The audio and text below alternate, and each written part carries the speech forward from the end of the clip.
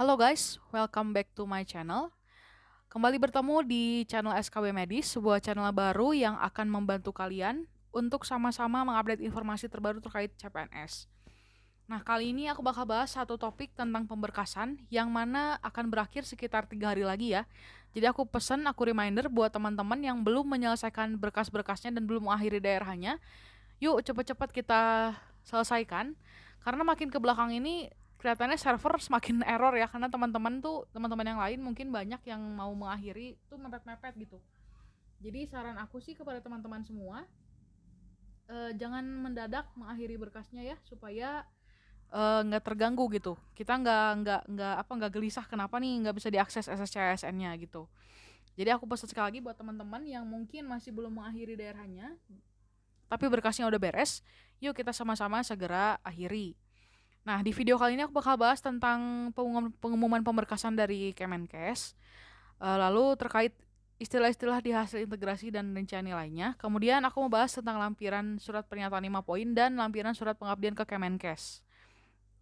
Gitu ya guys. Oke, tanpa berlama-lama lagi kita langsung aja masuk ke poin-poin yang mau aku sampaikan untuk hari ini. Yang pertama kita lihat dulu kode-kodenya ya, di mana kode P itu adalah peserta yang lulus SKD berdasarkan nilai ambang batas menurut Keputusan Menteri PAN-RB nomor 1023 tahun 2021. Nah, sementara L adalah peserta yang lulus seleksi CPNS. L1 adalah peserta yang lulus seleksi CPNS setelah perpindahan kebutuhan formasi antara jenis kebutuhan formasi dan jabatan atau pendidikan yang sama. Nah, jadi kalau misalnya kita lolos tuh kodenya kalau nggak salah tuh PL ya guys. Jadi lulus seleksi CPNS. Nah, kalau P aja tuh berarti lolos ambang batas tapi tidak masuk ke perankingan. Oke, untuk TL, kode TL itu artinya adalah peserta tidak lolos karena tidak masuk peringkat dalam kebutuhan formasi. Nah, sedangkan H itu adalah peserta yang tidak hadir pada salah satu atau berapa atau semua tahapan SKB yang dipersyaratkan. Ini sayang banget ya. Terus terakhir itu TMS. TMS itu apa sih? TMS itu adalah peserta yang dinyatakan gugur karena tidak memenuhi syarat. Nah, ini tuh macam-macam ya guys, TMS tuh bisa karena syarat di berkas-berkasnya ada kekurangan atau ada kesalahan. Terus kemarin juga terkait yang terbaru tuh ada tentang yang gak lolos tuh karena ini akreditasi dari kampus. Jadi itu termasuk hal yang kemarin sempat ramai juga ya. Jadi ternyata akreditasi kampus kita tuh ada ketentuannya. Nah, itu fungsinya kita membaca dengan baik segala peraturan yang diberikan oleh Kemenkes atau dari BKN untuk kita supaya kita concern gitu ya, supaya nanti ke depannya kita bisa lebih hati-hati lagi dan jangan sampai kita nggak lolos cuma gara-gara akreditasi kampus. Semoga ya.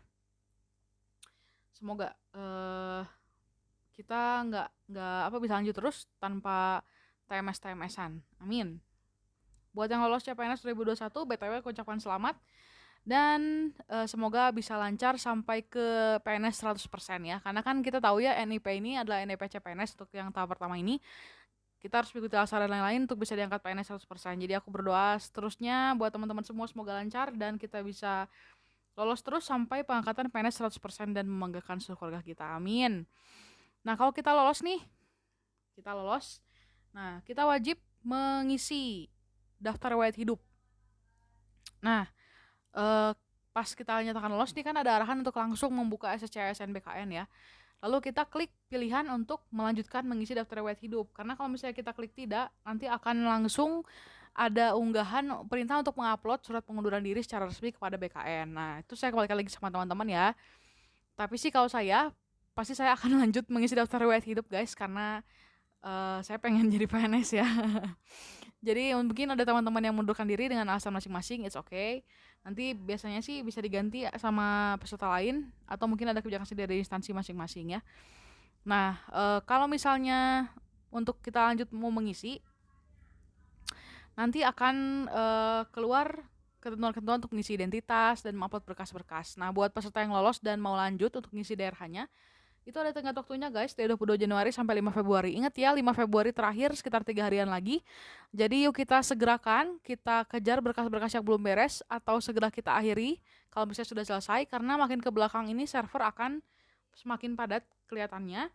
Takutnya cuma gara-gara signal atau gara-gara servernya down, kita jadi malah terhambat untuk mengupload. Jadi saya sarankan jangan tunda-tunda. Yuk, kalau sudah yakin dengan berkasnya, upload upload-uploadannya sudah yakin, segera akhiri aja daerahnya.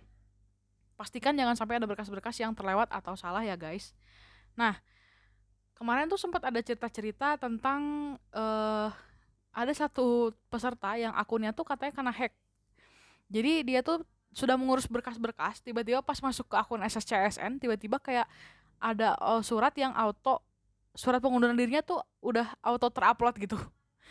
Gitu, padahal dia tuh nggak ngerasa mengupload dan nggak ngerasa mengisi surat pengunduran diri dan dia memutuskan buat lanjut gitu, tapi sayang banget kayaknya akunnya ke hack, jadi tiba-tiba sudah terupload begitu saja gitu surat pengunduran diri. Itu kan kasihan banget ya, jadi ada baiknya kita lebih berhati-hati lagi untuk menentukan password guys, jangan yang terlalu gampang, jangan yang gampang ditebak, supaya akun kita tuh nggak gampang dihack gitu ya. Bahkan kemarin juga BKN mengimbau untuk mengubah password, bahkan mengautentifikasikan atau membuat password yang otentik supaya nggak gampang ditiru dan gampang ditebak sama orang. Jadi pelajaran buat kita semua untuk lebih berhati-hati lagi, karena zaman media sosial ini guys, hacking tuh udah kayak berita yang nggak mengagetkan lagi ya. Jadi kita harus hati-hati dan jaga akun kita masing-masing, jangan bocorin password kita, dan juga jangan buka akun-akun kita tuh di komputer sembarang gitu ya. Nanti riwayatnya bisa dilacak orang dan lain sebagainya, bahaya buat kitanya. Jadi dengan kita buka akses di HP sendiri atau di laptop sendiri aja, nggak usah nebeng-nebeng ke komputer orang atau laptop orang, itu nanti bisa dilacak dan berbahaya guys. Oke, jadi kita masuk aja langsung ke berkas-berkas yang bakal dibutuhin tuh apa aja sih. Nah, Kemenkes ini mengeluarkan ketentuan terbaru buat foto ya. Kemarin tuh aku juga termasuk salah satu yang salah fotonya, karena apa? Karena aku pakai kacamata. Nah, sementara Kemenkes ini sekarang mintanya foto 3x4 latar merah tanpa kacamata dan nggak boleh diedit guys. Jadi kalau misalnya kalian kemarin salah kayak aku tuh main fotonya pakai kacamata. Jadi kalian langsung lari aja cepet-cepet ke foto studio dan ganti foto kalian. Karena nanti yang dipakai adalah foto yang terbaru. Nggak boleh diedit ya katanya. Ini aku sebenarnya kurang jelas sih, agak blur ya. Sejauh apa boleh dan nggak boleh dieditnya. Kalau misalnya edit latar doang boleh apa enggak gitu kan, nggak tahu ya. Jadi ya mari kita cari aman aja, segera foto ulang aja deh, daripada kita harus edit-edit nanti malah salah TMS gara-gara foto, kan nggak asik juga ya. Terus ijazah asli kita dilampirin. Sebenarnya kalau misalnya kita udah sempat kemarin ngupload ijazah asli, sebenarnya udah otomatis sih di sistemnya. Transkripnya juga termasuk yang udah otomatis terupload. Waktu kita ngisi administrasi awal kan kita udah melampirkan ya transkrip nilai, berarti nanti akan terisi otomatis di pemberkasan kita. Nah, yang harus diurus adalah SKCK guys. SKCK itu mereka menetapkan masa berlaku maksimal sekitar Maret 2022. Jadi cek lagi SKCK kalian. Kalau misalnya masa expire-nya udah mulai deket nih, mepet-mepet, mendingan urus lagi aja, perpanjang lagi aja, nggak apa-apa. Cari aman aja guys. Lalu surat pernyataan 5 poin dan surat pengabdian Kemenkes ini ditandatangani dengan meterai 10.000 ya. Sekarang udah bukan meterai 6.000 lagi kayak dulu. Meterainya udah jadi 10.000. Jadi segera update meterainya juga. Lalu surat jasmani dan rohani dan surat narkoba yang wajib ditandatangani oleh dokter ber-NIP. Hati-hati ya guys. Cek-cek lagi dokter-dokternya yang tanda tangan punya kalian tuh punya NIP atau enggak gitu. Cek lagi aja.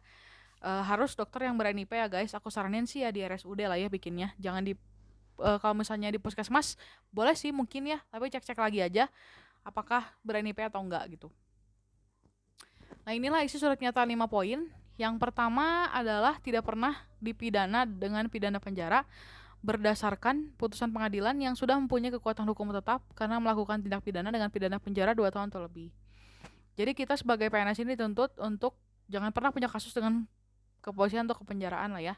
Terus yang kedua, tidak pernah diberhentikan dengan hormat atas permintaan sendiri atau tidak dengan hormat sebagai calon PNS atau PNS, TNI, polisi, atau diberhentikan tidak dengan hormat sebagai pegawai swasta, termasuk pegawai BUMN dan BUMD. Nah, jadi kita dituntut untuk punya rekor yang bersih ya. Terus berikutnya, tidak berkedudukan sebagai calon PNS, prajurit TNI, atau anggota polisi. Tidak pernah menjadi anggota atau pengurus partai politik atau terlibat politik praktis dan bersedia ditempatkan di seluruh wilayah negara kesatuan Republik Indonesia atau negara lain ditentukan oleh instansi pemerintah.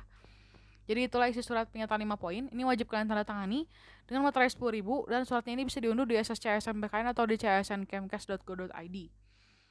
Berikutnya adalah surat pengabdian instansi Kemenkes, bisa diunduh di CSN Kemkes pada lampiran 5. Isinya adalah bersedia bekerja pada unit kerja penempatan paling singkat 5 tahun sejak diangkat sebagai CPNS dan tidak mengajukan pindah dari Kemenkes dengan alasan apapun sekurang-kurangnya selama 10 tahun sejak diangkat menjadi PNS. Jadi pas kita dapat NIP CPNS tuh kita nggak boleh pindah satker 5 tahun dan nggak boleh pindah dari instansi Kemenkes 10 tahun sejak diangkat jadi PNS.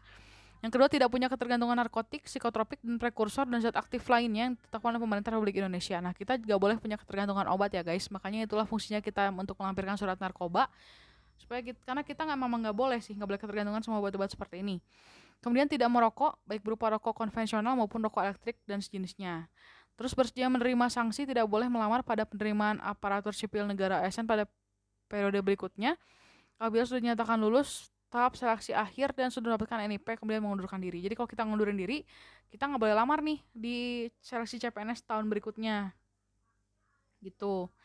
Nah, next.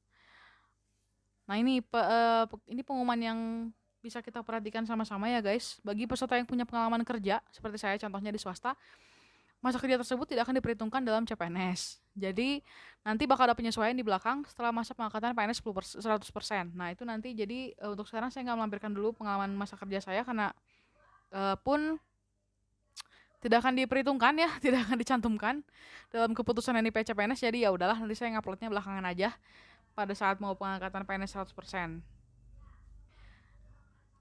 Next, oke. Nah, ini yang penting, hanya peserta yang memenuhi seluruh persyaratan yang dapat diusulkan untuk memperoleh NIP CPNS.